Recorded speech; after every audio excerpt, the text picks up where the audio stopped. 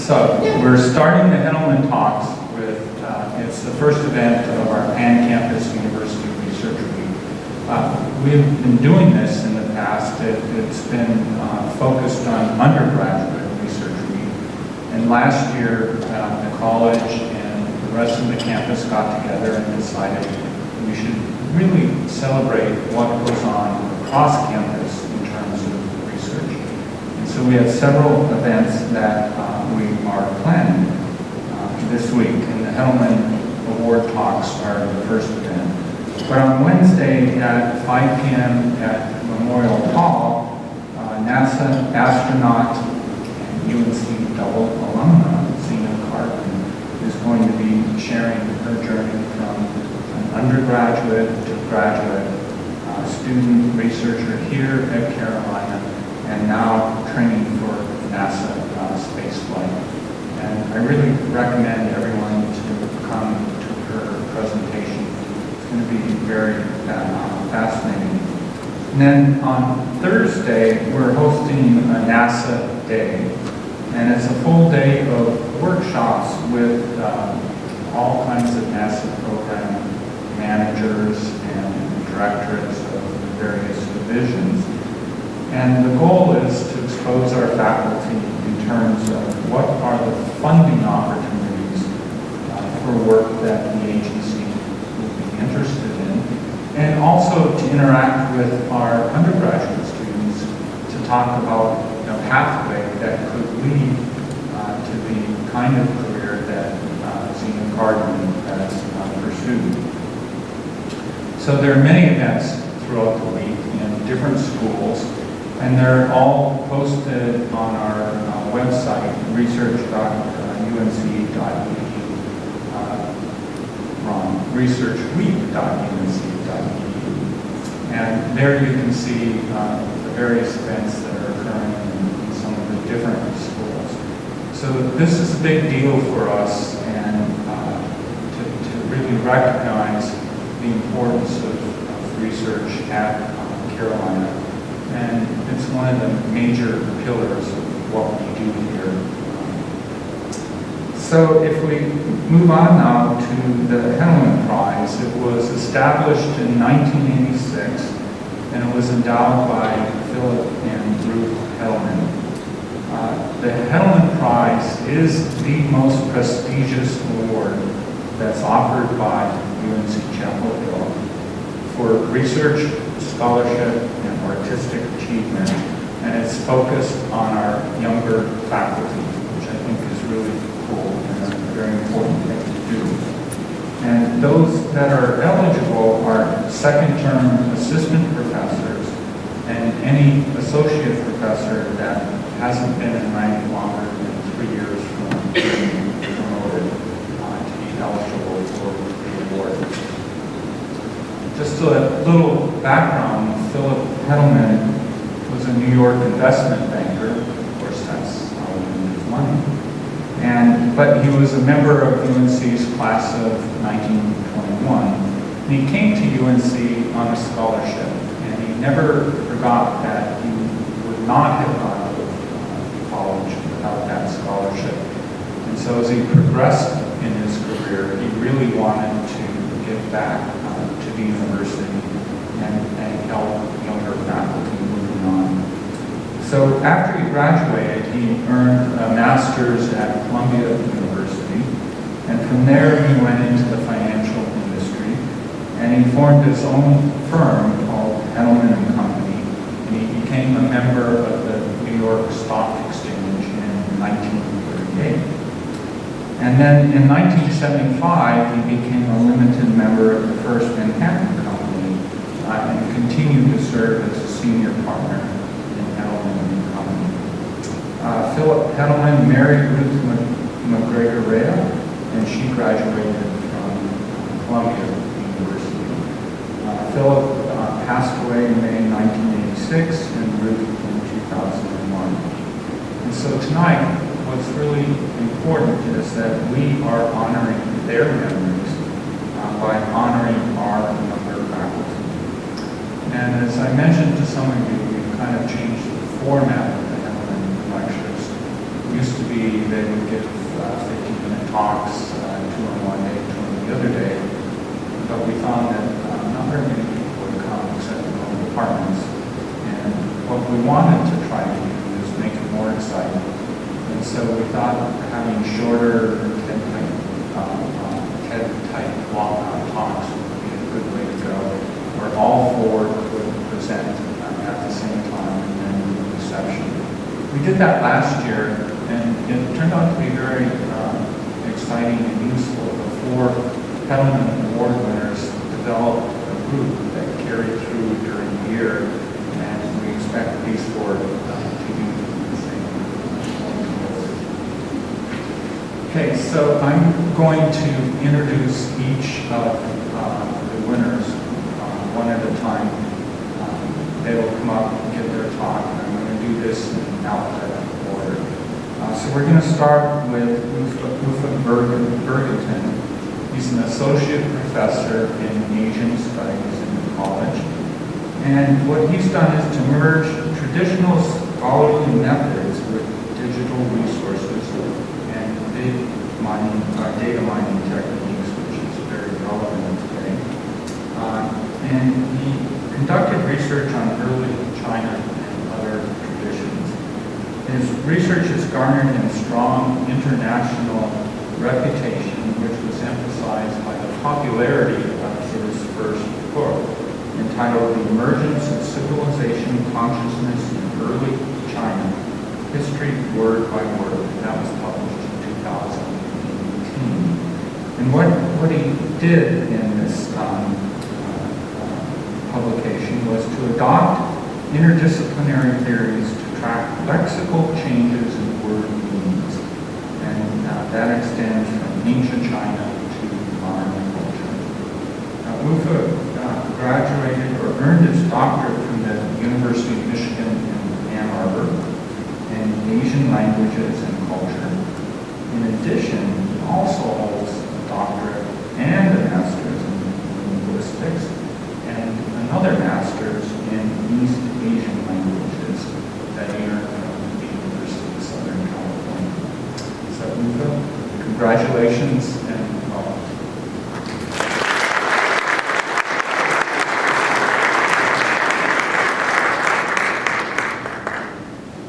Thank you, and thank you all for being here today. So very conveniently now you know a little bit about my book. So I'm going to give you an overview of some of the ideas in it. I'm not going to be able to show you what I argue. I'm just going to state my conclusions, and you can read the book if you find it interesting. I'd also like to begin to by thanking Professor Nadia Cook for nominating me for this award. Without her support, I would not be here today. So, the title has been changed a little bit, Coining Chinese Civilization, History Word by Word. So one of the things that I'm interested in is the notion of civilization and the concept of civilization in English and in Chinese, and how we can put them in dialogue. So a lot of ranges, a wide range of dates of the origin of Chinese civilization have been proposed. Archaeologists and historians propose dates ranging from 7,000 years ago to 2,000 years ago. So what's the right answer, and why does it even matter, and how do we talk about this? That's some of the topics that I'm interested in. So these widely different dates of Chinese civilization mainly stem from different definitions of the modern English term and concept of civilization from English, or language like other concepts of civilization. I think it might be more interesting, to ask a different question, which is what I do in my book, namely, when did civilization or consciousness emerge in ancient China? What does it mean? That is, when did speakers of the language of ancient China begin to feel the need to have a word that could articulate the notion of belonging to a civilization? I suggest that this happened around 2,500 years ago, around 500 BC. So my interest in this question began when I noticed passages like this from my colleague's work. This is from a book by Roland Sturks, a historian of early China, who talks about several sources, as you can see here, from the Warring States period, which is a little bit after 500 BCE.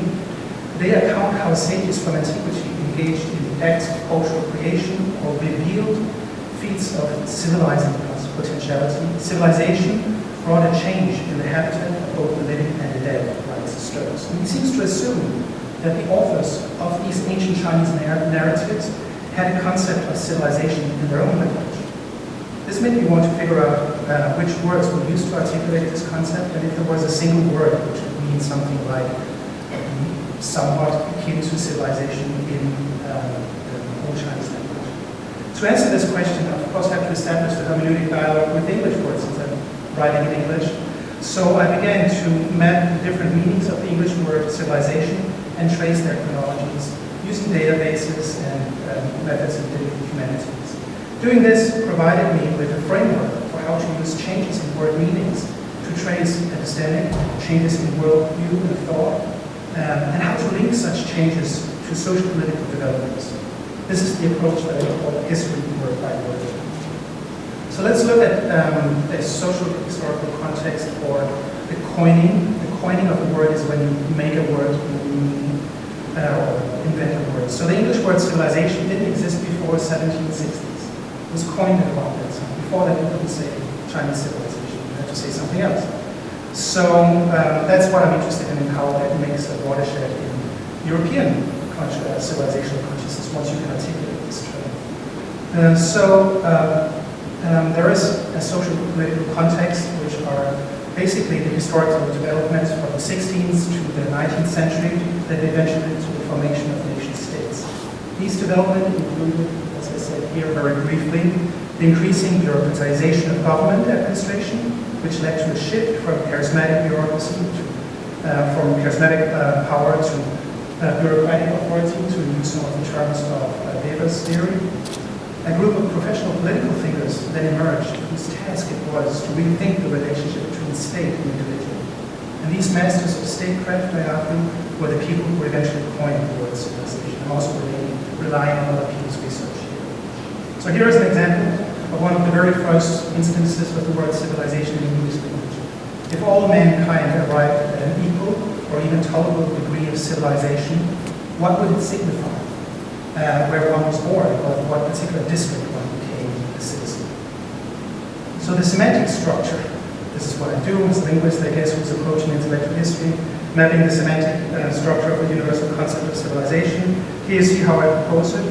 It can be mapped like this, including 5 semantic molecules: progress, civility, police, distinctions, and universality. Individuals improve with respect to civility and social formations with respect to police, which I here use in the old sense of laws and government institutions, not the police force. So this leads to a set of distinctions between us and them, the barbarians and the civilized, and a civilized present versus a barbarian past. And this is supposed to be a unidirectional development based on a set of values assumed by the people who use this word to be universal. Of course, they were not, but the people who coined this word assumed it to have universal scope. So I call it the universal concept of civilization. Later on, in the beginning of the 19th century, a new concept of civilization occurred. And I'm mapping these different concepts because then they know what we're talking about when we say civilization. And that's more akin to modern concepts of culture. And it's defined, or has been defined, as the totality of characteristics of the collective life of a group. It's a list, basically, of descriptive characteristics that do not include value judgments. It's very different from the universal concept of civilization that we just talked about. And this new ethnographic concept now allows scholars to talk about the unique characteristics of Chinese civilization, Western civilization, Egyptian civilization, etc. While the universal concept of civilization is descriptive and universal in scope, this new ethnographic concept is descriptive and relative. In the late 19th century, another concept emerged, the archaeological concept, with the advent of the discipline of archaeology, also the handmaiden of nationalist ideology among the so this came to be coined in this, using the same word but in a new meaning. And usually, archaeological definitions of civilization are defined as a list of criteria that a state formation in ancient period has to meet in order to classify it as a civilization. Those typically include social stratification, town formations, written language, and monumental constructions. Lists vary, and if they vary, then the definition of civilization might might differ. So if written language is included, then Chinese civilization can only be 3,200 or 300 years old, because the oldest Chinese writings are around that old. But if you exclude written language, which some scholars do, then you can project the origin of Chinese civilization according to the archaeological definition back to the Neolithic, if you want, depending on how you define it. So it becomes kind of a quibble over the definition of the concept of civilization. And that quibble is often held in this system.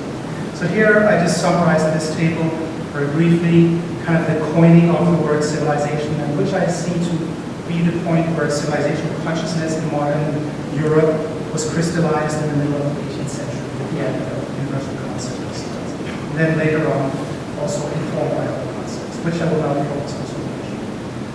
So, a little bit about my methodology, as you already know. I call it history word by word. What do I mean by that? I use the lexicon or the mental dictionary in people's minds, collective minds, as a historical source.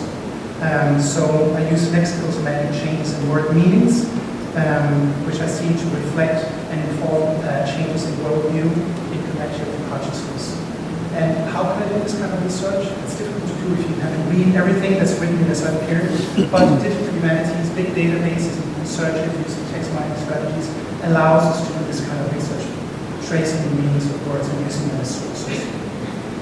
So I also use something called the Natural Semantic Meta-Language Framework developed by a Polish linguist situated out in Australia, Anna Wiecznicka. And this allows me to do cross-cultural comparison of concepts. And the idea is basically you take a complex concept like civilization, which there may not be a kind of simple equivalent to in other languages, and then you break it down into semantic molecules, which are lexicalized or exist as single words in other languages, and maybe can then serve to paraphrase this common concept in the comparison language. So, how can we define the universal concept of civilization, which is what I'm trying to see if we can trace early China. It can be kind of broken down into this long kind of definition as here, a social formation. Basically, this is what we mean when we talk about Chinese civilization, at least in the universal sense. A social formation that has undergone a universal process of change for the better, operating on individuals and social formations along dimensions of civility and institutions, and which resulted in the establishments of value-related distinctions between self and others, and a civilized present versus other entities. It's a long thing, and political scientists around the 18th century needed to have a single word in order to not to say all this every time they wanted to convey the idea of civilization. So that's also part of the idea of lexicalization. People creating a new word. So basically, comparing, kind of figuring out whether we have civilization or consciousness in kind of that definition in early China, this means to see if we have a similar concept or a concept that can be broken down into similar molecules in Old Chinese in the pre-Qin period or the ancient Chinese period that I'm studying, or before 221 BC. And as you see here, you've seen this list before. These are the social historical contexts in which Europeans coined the word civilization in the 18th century. And the same list, formation of ruler-centered states, shift from charismatic to traditional authority and bureaucratic authority, and emergence of a group of political thinkers. That occurs at a very abstract level, because the details are different, also in the modern states. So the kind of situation where this concept can be coined also comes about at around 500 BCE. So here we see the words of Confucius in the Analects, and it's one of the first passages from the early Chinese corpus, and this passage may be from the 5th century before the Common Era, maybe 4th, some people debate when it was composed. But it shows one of the earliest instances of the use of a word, like this word here, when, which has been proposed to be translated as cultural civilization in this passage, which is one of the key passages. And there's also a king who has the name culture of civilization. So Confucius says, after this king died, he lived around 3,000 years ago, 500 years before Confucius. Did civility and civilization when not remain here? If heaven was going to destroy this culture of civility or civilization, those of us dying after would not be able to participate.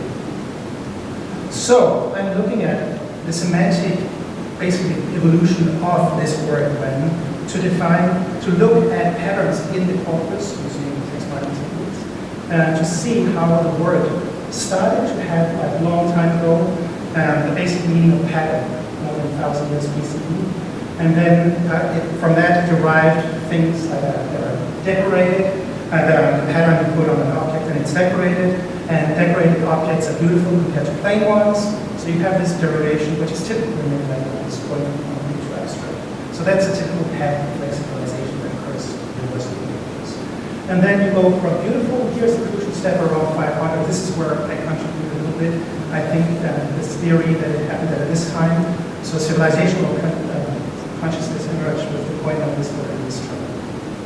In the term, the meaning of morally refined is given to the word. When from beautiful and then from morally refined, we derive the word, the meaning civilization. Okay, so here we see, stepping back in the period before the word came to mean morally refined or civilization. Here you have an example of what it meant then. Then it meant beautiful, as I just stated, and it was referring to people as awe-inspiring and beautiful. So here is the ruler of the state of Rome described as awe-inspiring and beautiful, in parallel to his martial powers as well. And this passage from a little later, but it refers to the kings from the pre-500 BCE period, going back and looking at how they had to beautify themselves using decorated jades and embroidered robes to make themselves awe-inspiring, to basically have their subjects obey their orders.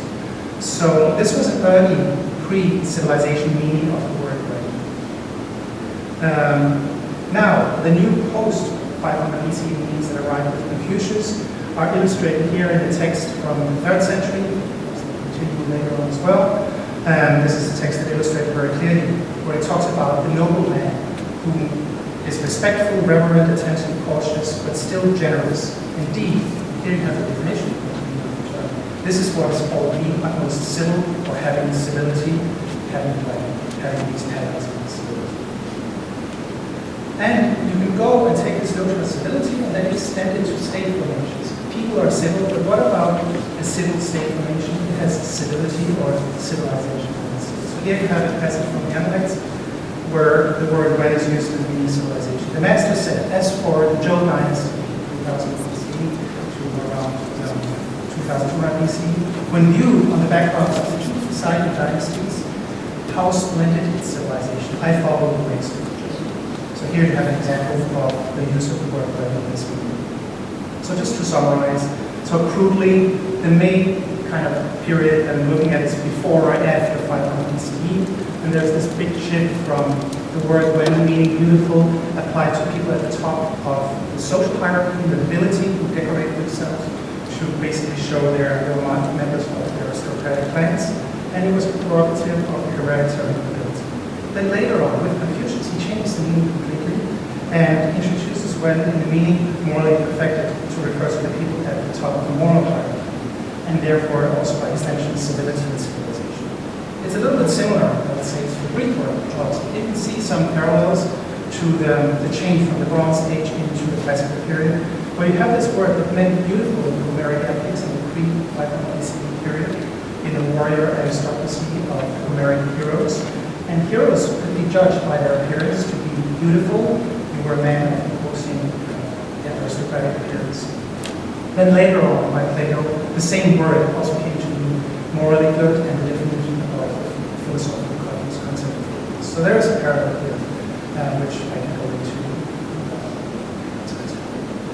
So let me just skip these. So there is a set of terms. When is one of them? There's also a lot of other terms, customs, barbarians, etc., that more or less, give or take a few centuries, are coined in these new meanings around 500 BC and articulate this civilizational consciousness at this point.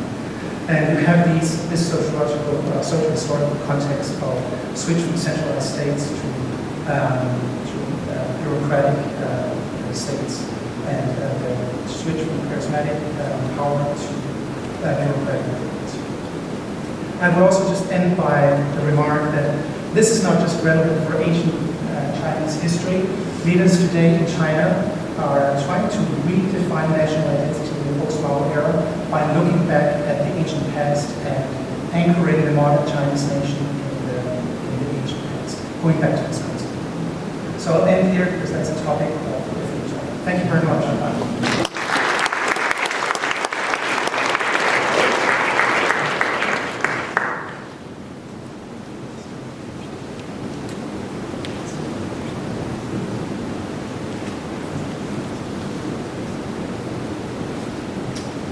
Thank you.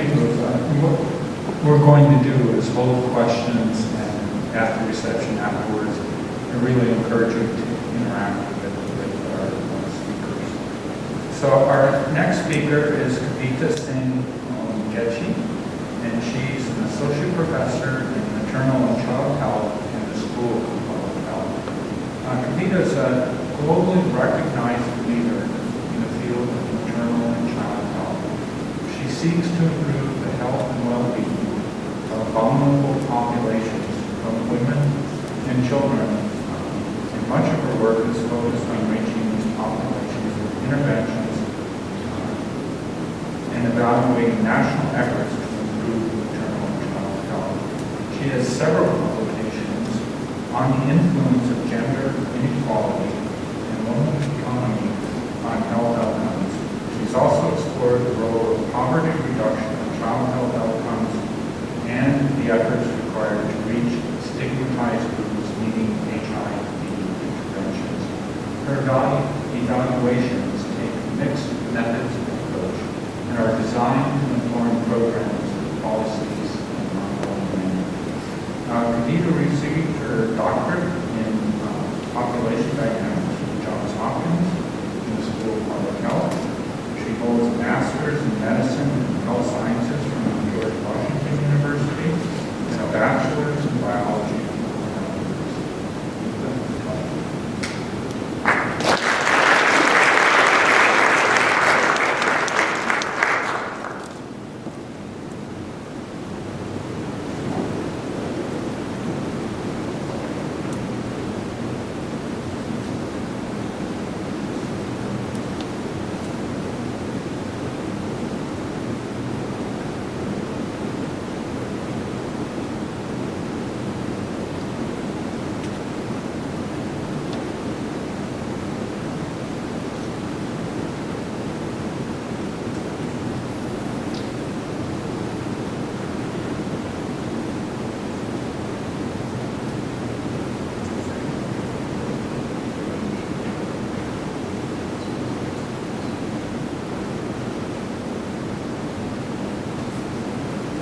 Thank you so much to the Vice Chancellor for Research for the introduction, and thank you all for coming to hear our talks today.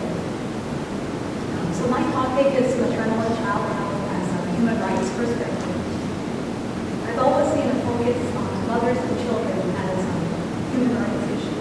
The Universal Declaration of Human Rights actually states that motherhood and childhood are entitled to special care and assistance. Yet unfortunately, millions of mothers and children around the world do not get any special care, and in fact, they don't even get the most basic care. About 20% of pregnant women end up delivering without the help of a skilled provider, often in a home or non-facility environment. The majority of pregnancies do proceed normally, but in about 15% of cases there is a complication, and these complications often arise suddenly, and some can be fatal if not treated quickly. Thus, the importance of all women having access to skilled care. Children under 5 have the highest mortality of any age group, with the exception of the very elderly. They are very susceptible to infectious diseases, which can progress very rapidly from uncomplicated to severe if not treated quickly.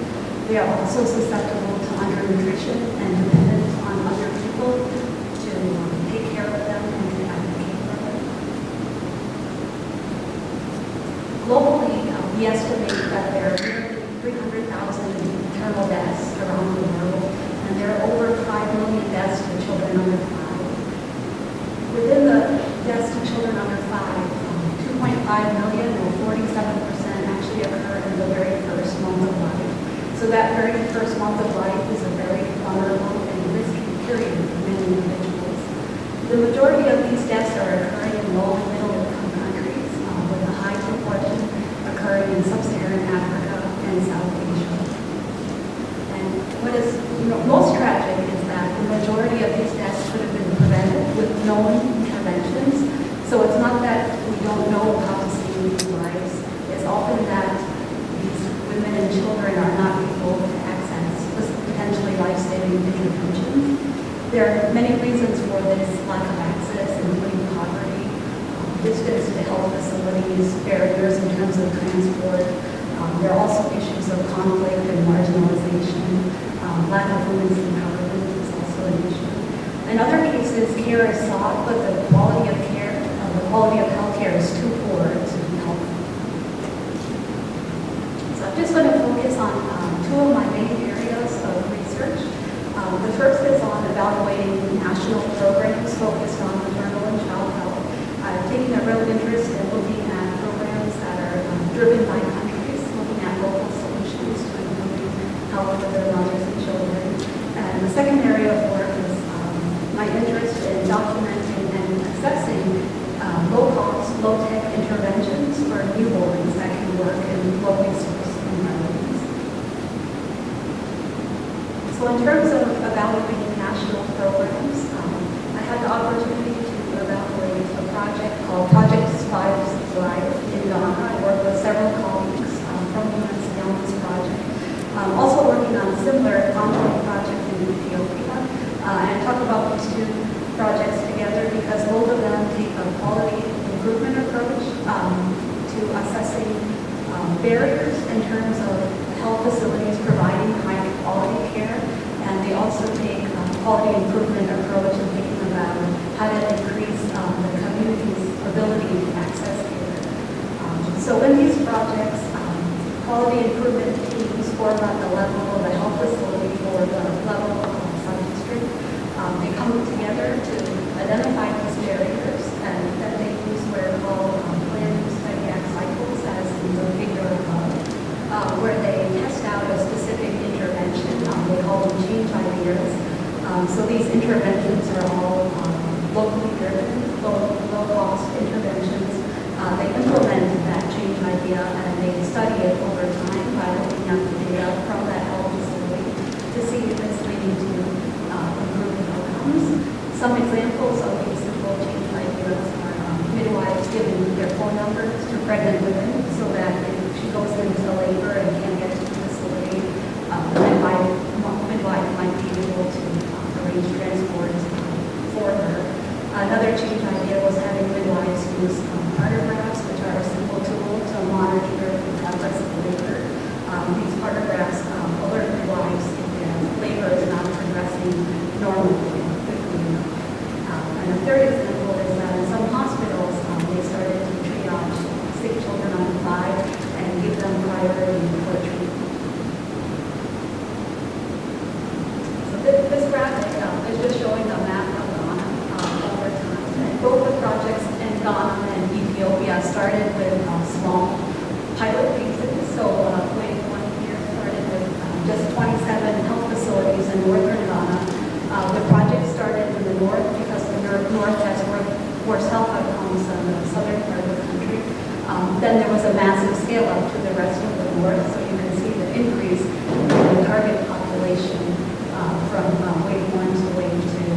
And then in the south, there was also a pilot phase and then a scale-up phase. And by the end of the project, the intervention was trying to reach the entire country. So with these projects, often the pilot phase is often more programmatically intense. The project spends more time with the quality improvement teams, whereas in the scale-up phases, they turn over more of the responsibility for the training and supervision to the government. So in many ways, the scale-up phases are reflective of sustainability and what might happen when the project funding ends, and the government is expected to continue the quality improvement approach providing care. So for the evaluation, I'll just talk about a few results from our evaluation from Project Lives Alive in Ghana. We used a mixed methods approach, and we used impact analyses to understand if the overall intervention was leading to improved maternal and child health outcomes. And one key finding was that testing more of the interventions or more of the change ideas was associated with reduced under 5 mortality. This was likely because close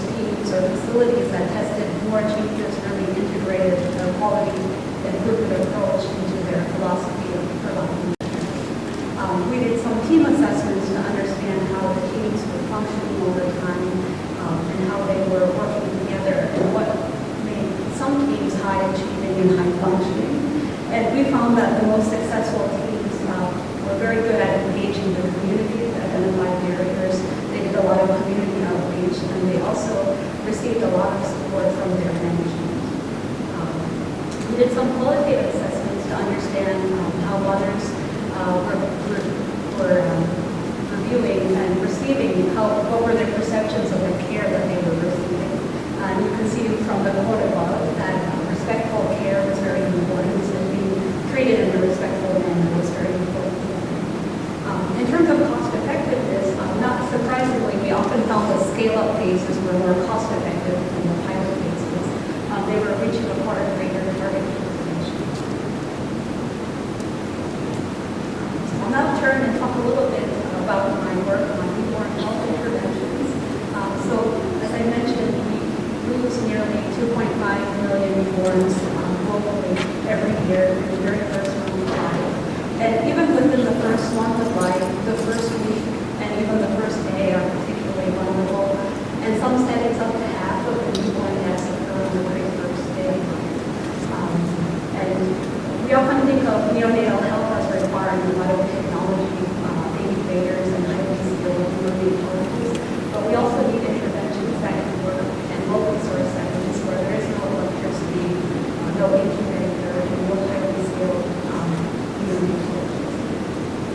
So some of my work has focused on very simple interventions for newborn health and focused on the first month and days of life. So one of these interventions is called skin-to-skin contact. And this is when a newborn is placed skin-to-skin against his or her mother very soon after birth, and both of them are covered with a cloth or a blanket. This is an important intervention for several reasons. One of them is that newborns, particularly those who are born premature and or below birth weight, are very susceptible to hypothermia. Newborns don't regulate body temperature as well as older individuals and need to be kept warm, and the mother actually serves as a natural incubator. I've also found that skin-to-skin contact promotes early breastfeeding because the baby is in a natural position for breastfeeding. And early breastfeeding is associated with a 22% reduction in neonatal mortality. It's also helpful in promoting mother-baby bonding, reducing infant and maternal stress. Unfortunately, over time, health facilities have come to separate mothers and newborns immediately after birth. Often this is to do routine procedures, but we've actually found that many of these procedures can be done while the newborn is in the skin-to-skin position, or some of these procedures can actually wait so long as the mother or newborn does not have complication. And unfortunately, coverage of this intervention is very low right now in Nigeria. Only 10% of newborns are put skin-to-skin against their mother, and about 26% in Bangladesh. So there's a lot of work to do in scaling up this particular intervention. Another area of research I'm very interested in is newborn resuscitation. About 8 or 9% of newborns have trouble breathing immediately after birth. And this is due to many reasons, but in general, they're not given enough oxygen. And if they have some simple intervention within the first minute of life, we call this the golden minute, they can survive. And luckily, some of these newborn resuscitation interventions are very simple, that you don't need a highly skilled provider to perform them. They start with a series of steps, starting with just simple drawing and warming measures. And if that doesn't work, the health worker goes on to do some tactile stimulation. It's only in a small percentage of cases where more complex interventions are needed, such as back masking, ventilation, or chest compressions, which might require the aid of a more highly skilled provider. Again, we need to do a lot of work in terms of more training of both formal and informal health workers to be able to perform these interventions. But we estimate that about 22% of newborn mortality is due to this difficulty in breathing, and about 33% stillbirths. So this potentially could save a lot of lives and prevent many stillbirths from So just to summarize, thank you for the opportunity for me to tell you a little bit about my work on mothers and children.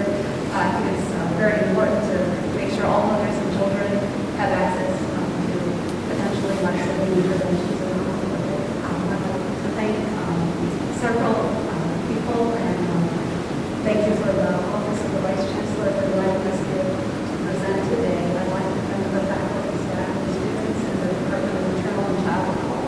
and also the Phillip School of Global Program. My colleagues at the Carolina Population Center, and thank you in particular to my chair, Hettleman, for all their support and communities.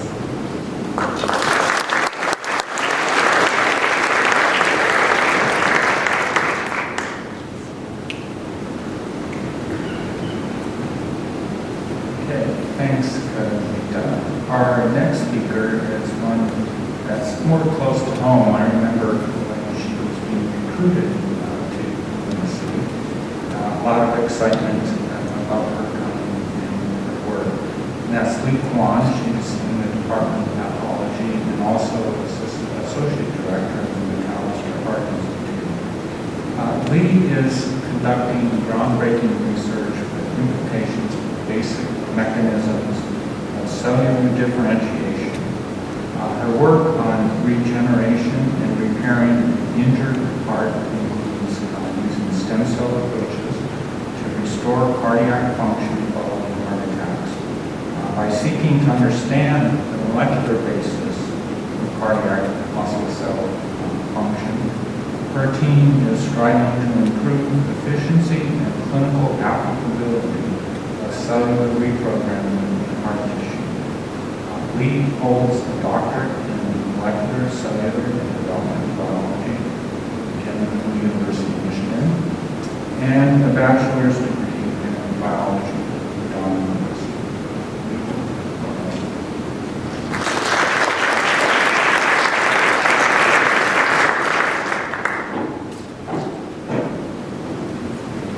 All right, thank you. Thanks, Terry, for the nice introduction. And also, first of all, let me close this one.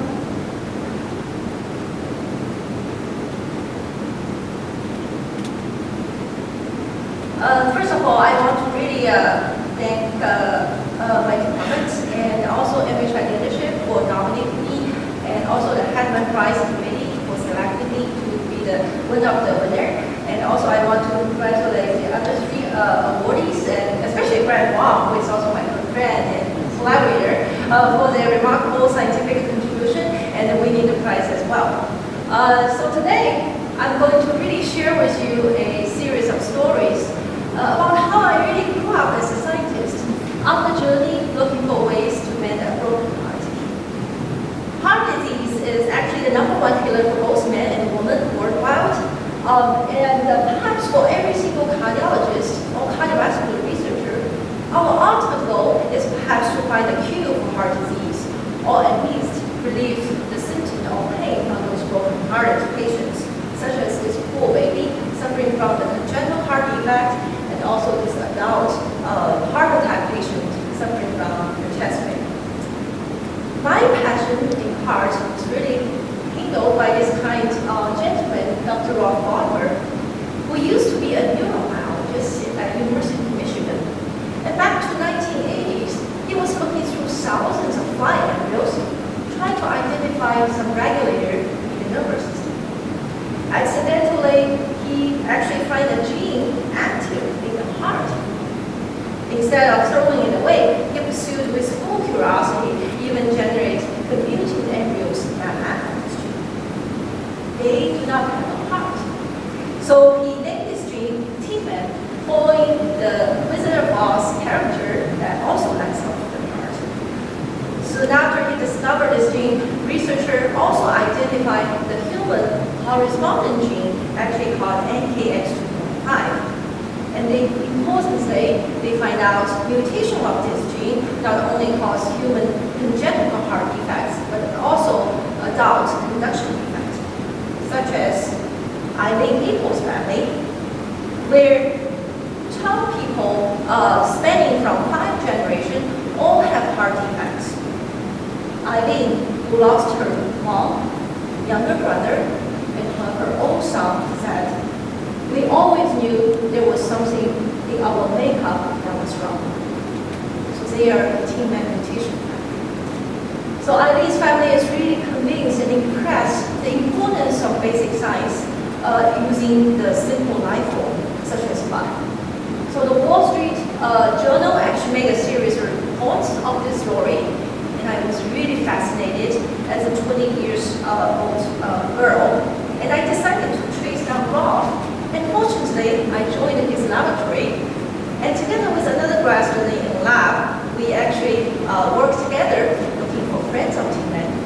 how they pattern the fly joint. During my PhD, by really using the powerful genetic tools in the fly, I studied how this little group of cells, we call it precursor cell, and become specified and finally form this powerful pumping moving tube. And my PhD not only provide me rigorous treating fundamental cellular biology, but also I find out many of the fly genes also have the vertebrate counterparts that seems function in a remarkably similar fashion. So which really laid a solid foundation for my more translational work during my postdoc under the supervision of Dr. Deepak Srivastava, where we used Hettleman gene as the reporter to enrich heart muscle cell derived from the stem cell and introduce it back to repair damaged heart. We also used a highly conserved microRNA called microRNA-1 and developed some of the mirror-based therapy. And most excitingly is the cardiac reprogramming approach, which I will focus the rest of my talk on, where we just use 3 factors, and I want to emphasize all 3 factors were identified and also fully characterized using model models. Why this is so exciting? Let me start from the beginning. And at that time, we were particularly interested in another major cell type in the heart called cardiac fibroblasts. So usually, after healthy condition, fibroblasts provide support structure and secrete molecules to make sure the whole heart functions properly. With injury, cardiac fibroblasts will undergo remodeling process and become a scar. At that time, we wondered whether we can hack this scar-forming fibroblasts and perhaps become something useful for us, the cardiomyocytes. And after overcoming numerous technical and conceptual difficulties, in 2012, for the first time, we demonstrated, indeed, we can use the 3 factors I mentioned earlier to convert the scar-forming fibroblasts into heart muscle cells. And particularly in a mouse model of heart attack, we were able to show that such conversion can translate into functional improvement and scar size reduction. And showing here are 2 pictures. And one is from the non-treated heart, and the other is from the reprogrammed heart. And the blue color really delineates the scar, and you can see compared to the control heart, and the reprogrammed heart has a much reduced scar. And importantly, when you look at the new muscle tissue around or within the scar, and by playing a little genetic trick, we can find those cells not only positive for the muscle marker, but also they are positive for the fibroblast lineage marker, indicating they indeed coming from the fibroblasts. And this research really triggered excitement in our field. And however, at that time I thought there are still a number of questions remain to be addressed before we can bring this approach to preclinical tests or even clinical trial.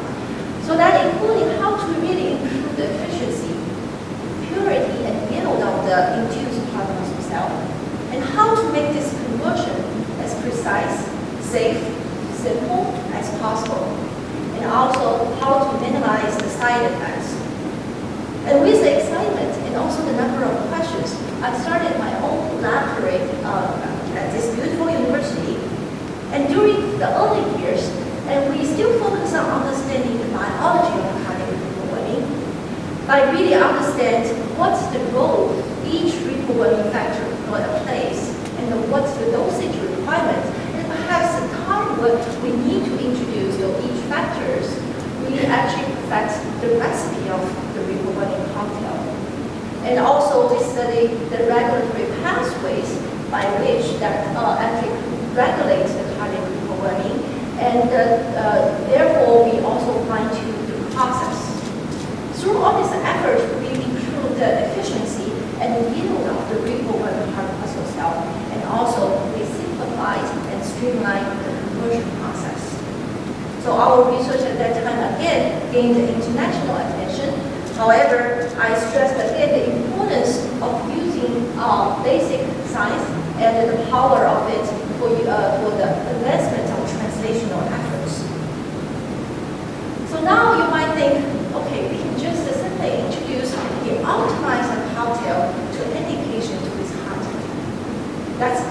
answer is probably no, because every single heart attack patient might be different in their genetic makeup, in their disease condition, and in their scar size, or even the time when they sent to hospital. So ironically, the team and my still died from the heart attacks if we just give that crude therapeutic approach. So we decided to take another closer look and to figure out really personalized approach for perhaps each patient. And at that time, the single cell technologies coupled with mathematical modeling emerged in the field and perfectly fit our need. And we embraced this new technology, and 2 years ago, for the first time, we reconstructed the molecular route of how a mouse cardiac fibroblast get converted into an induced heart muscle cell. And so that we can use the power of single cell omics to simulate the process with experimental validation. And also we can identify the intermediate population along this process and assign the pseudotime to the conversion, so that we can really go back to this route and take advantage of the powerfulness of the single cell and to see what's really going on in each individual cell. And 2 years later, actually a couple of months ago, we achieved the goal in the human system. And slightly different from the mouse reprogramming, we find the human reprogramming actually form a bifurcated trajectory where we identify a decision point. A fibroblast either decided to go on to become a muscle cell, or they decided to go back to their original cell fate. Also, we developed a new mathematical algorithm called cell fate index, so that we can compress the genomics information in a cell and to evaluate or predict how far a cell goes from a fibroblast to a heart muscle. So, but through this effort, we happily share with the field, and perhaps we'll now develop a Google map for cardiac reprogramming, and we can assign a fibroblast to a car looking for the fattest and the shortest way to go home, and here is the higher my-side fate. And such a Google map can provide real-time guidance to avoid turnarounds, to avoid roadblocks, and also with the facilitation of the gas station and hospital, where we identify as a medical facilitator, the car can find the right way to go home. And the cell fate index can also be shown on the car gauge for prediction and guidance. So that in the end, so perhaps the treatment for each individual heart attack patient can be very personalized, and we can tweak every single scar-forming fibroblast in a specific patient, and to make those cells into heart muscle cell, so that heart patient can really walk out of the hospital smiling like in this picture, without the need for transplantation or the open heart surgery. And perhaps our concept can be beyond heart disease, because we can set up where the heart really wants to go. And here the fate can be maybe other cell type fate as well, such as blood cells, skin cells, neurons, and endothelial cells, and liver cells, and perhaps even cancer cells, so that the cancer cells can find the right way, go back to the original healthy status. And I'm particularly excited about UNC's newly formed computational medicine program, and also the program for precision medicine in healthcare. And I think with all the synergized effort, such dream can be perhaps realized earlier than we expected. And UNC will again take a leading role in such effort. So I want to give the credits really back to the people who did experiments and generate the data, and all the former members from my lab, and also the current members, and I think all of them are in the audience. I also want to thank wonderful collaborators, and try to include everybody. Of course, Grant Wong's name is here as well, and also funding sources and core facilities. But what's the take-home message from TMAC? So actually now I'm starting to call Dorothy, and I purposely wear the black shoes. So TMAC will tell you really to help him to find the cure for heart disease, and Dorothy perhaps need to work with a team such as Lion, like the Scarecrow, and in our case, our wonderful collaborator by implementation and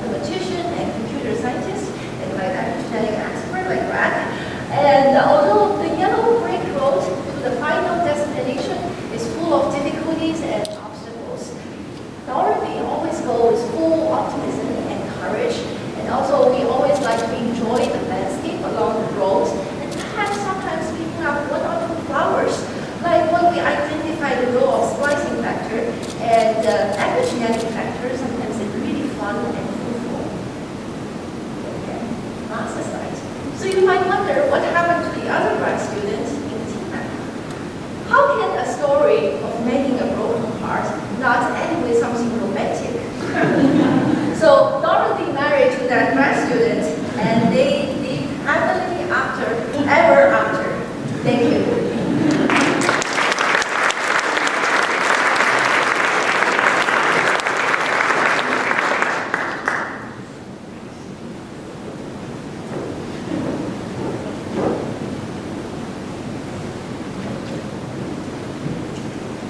Okay, thanks, Lee.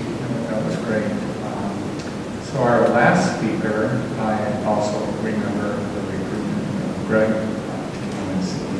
We had a good class of people that recruited during that time.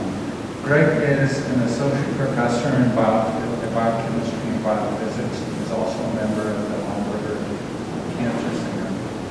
Greg's work focuses on the epigenetic changes that occur in cancer, along with the development of new therapeutics. He uses a lot of cutting-edge technologies, and that includes biochemistry-based discovery tools, CRISPR-Cas9 gene editing tools, and next-generation sequencing and genomic profiling. He leads a team to dissect and to understand mechanisms and pathways by which particular gene alterations will lead to development of cancer. And he's really heavily focused on myeloid leukemia and prostate cancer. Now, Greg did his doctorate work at UC San Diego, and then postdoctoral training at Rockefeller University. He also holds a master's in cancer biology and a bachelor's in biochemistry from University. Greg?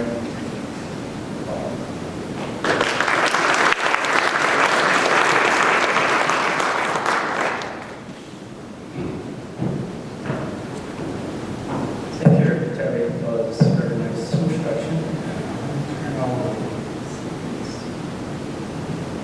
All right. First, it is absolutely an honor to be here and to share with you some of the research interest in our doctrine. As this slides indicate, I'm mainly going to talk about cancers, the chromatin in the cancer. To place this audience that covers humanity, public health, and medicine to the same perspective, I'd like to start with something we're all kind of familiar with. For example, the movie series of X-Men. Because this movie is already told us that the genetic information of human cells is encoded in these DNA sequences. The makeup of the DNA sequences essentially define the traits and phenotype of human cells. However, it is not a good picture. As we know, the DNA must be confined in this specialized cell compartment called the nucleus, which is the red region here in the center. To do so, the very long DNA fiber must be wound and packaged around a very specialized protein spoon, which is made by the history proteins, just like this. And such a combination of DNA fibers and history spoons essentially constitute protein. For long, it has been known to the field that chromatin modification is actually subjected to various chemical modifications, either on the DNA side or on the histone side, creating variations. As this little circles in different color are shown here in these slides. To give you a view of how this chemical tag is like, we can focus on this small area and unique. And now we're looking at a lysine, which is an amino acid commonly found in human histoproteins. And it can be chemically modified by chemical tags, such as salvation on the left side and methylation on the right side. And it has become more clear to the field that this small chemical tags on chromatin actually can serve as the regulatory mechanism and molecular switching system for the cell to control control and regulate the activity of DNA on the underlying genes. It is very important, as we already mentioned, for example, in the muscle cells, that the gene that is critical for the functionality of muscle cells must be very active in the muscle cells. However, the same gene in the neuron cell cannot be active at all. Conversely, the gene that makes up the traits of the neuron cell must be very active in the neurons, and then not much so in the muscle cells, right? And this phenomena is very important for generating a wide diversity of cell types during development. Essentially, during the process of differentiation, the stem cells must make multiple decisions at this different turning point of the cell-based decision making. It's sort of like a model moving down the field and at different places.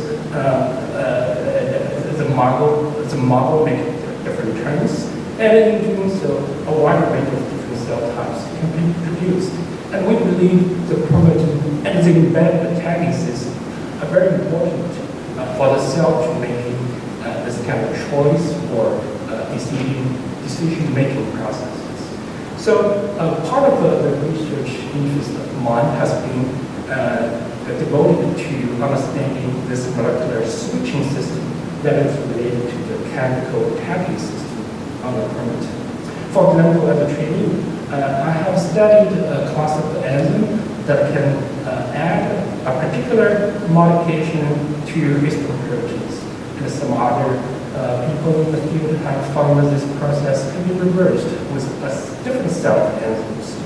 And we also start to appreciate, besides this enzyme system that essentially acts as either on and off switches, there exists yet another class of protein we call effectors. And this effector proteins can bind to chromatin modification or tags and are critically involved in the maintenance of gene activity controls. As a good analogy, it's sort of like a lock on the switch to ensure the position of the switch will not be easily changed, because this switch was very much important to the cells. In order to identify this fascinating class of effector or locks in the cells, our laboratory has taken on their biochemical identification approaches. Essentially, we can use the histopeptide that carry the chemical modification of our interest, and carry out a sort of fishing experiment to essentially identify the effector protein of the cells. And without going into the details, we have found different classes, effector proteins in a cell, some of which are shown here. As you can see, this protein band is indicating the affinity of the interaction between effector proteins, and this series of this series of chemical tags. And as you can see, this chemical tags accompanied with very little variations. This indicating the recognition system that acting on the chromatin tags are not only diverse, but can also be very specific. In collaboration with structural biologists, we also start to gain the detailed view in terms of the interaction between this different class of effector proteins and the chemical tags on chromatin. And along the way, we see a very fascinating structure identity. For example, this cage-like structure and this clamp-like structure, which are utilized by effector protein to really engage the chemical tag that are the histoproteins. This sort of discovery then allowed us to dig into the functionality of this effector protein in the stem cell biology or in the development, for which I'm not going to be able to talk about the steps. But another very fascinating thing about this is a lot of the chromatin-related factors we and others have been studied are actually heavily related to cancer development. They were found either frequently mutated in cancers or found to be dysregulated in one or many different types of human cancers. So in addition to a fundamental theme of my research laboratory, naturally another research direction of our lab of efforts is trying to dissect the relationship between the chromatin dysregulation and cancer development. Due to such a prevalent mutation pattern that hints the chromatin modified proteins, we favor the view that the chromatin, the cancer actually very much frequently arises due to the alteration of chromatin modification. And I come back to this analogy of a model and a landscape, for example. The alteration may, like creating a block, as shown here on the path of this model, at which then locks this model in a certain state with less differentiation potential and also very much more proliferation potential. And this type of thinking would be very important for cancer therapeutics, because if we be able to identify what exactly switch or locks is utilized by cancer cells to maintain their malignancy state, we may be able to have a way to treat the cancers. That is exactly our laboratory is studying. To give you an example, recently we have studied into the somatic mutation of TUT3A, which is an enzyme that can act on top of the chemical tetraploid self-symmetrization onto the DNA. And the somatic mutation of TUT3A was found very common in the aggressive form of acute myeloleukemia, which is on top of the hematological malignancy showing very poor prognosis in the clinic. To understand the chromatin alteration in this type of cancer, we utilize lots of the deep sequencing technology. Without showing a lot of the details of what we have been done, essentially what we found is somatic mutation of TUT3A not only caused the decrease of the DNA methylation, which is expected, but more importantly, it also led to the increase of the histone modification shown as indicated here. And this change on the histone side eventually led to the engagement of this set of effector protein that we have been talking about. And this effector protein is sort of acting like a lock and make the cells in a state of malignancy. And this finding has a lot of implications, because if we be able to find a way to unlock this effector proteins, we may be able to treat these cancers. That is exactly what we did.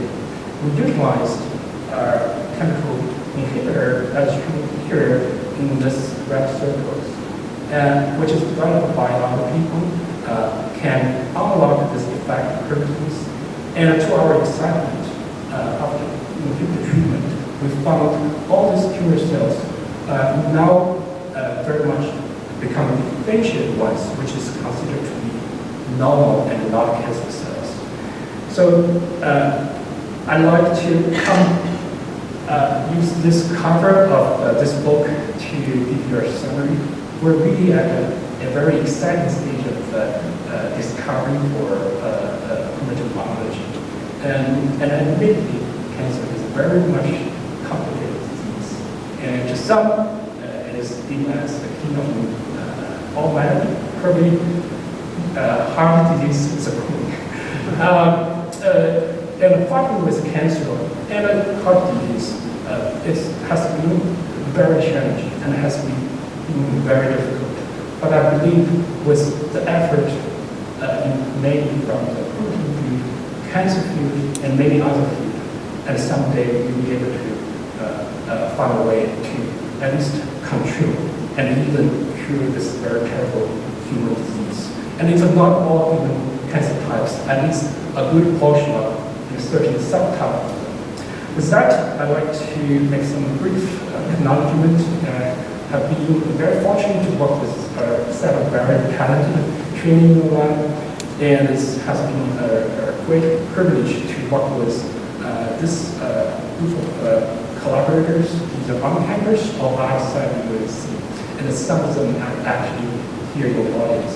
I'm very grateful to my home departments, Department of Biochemistry, chaired by Dr. Leslie Priest, who's in the audience, and Ruthenbergen Center, directed by Shirley, as well as outstanding biology program led by Terry and Bradstreet. And finally, a lot of congratulations to my co-awardees for this very special recognition. I'll stop here. Thank you for your attention.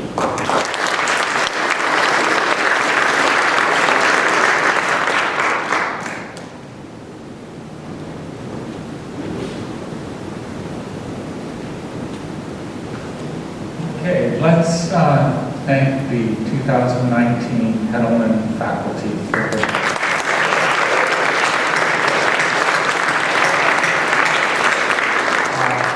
there's a reception in the back, and I really encourage you to spend some time interacting with these four incredible individuals. Thank you all for coming. And don't forget the rest of the week.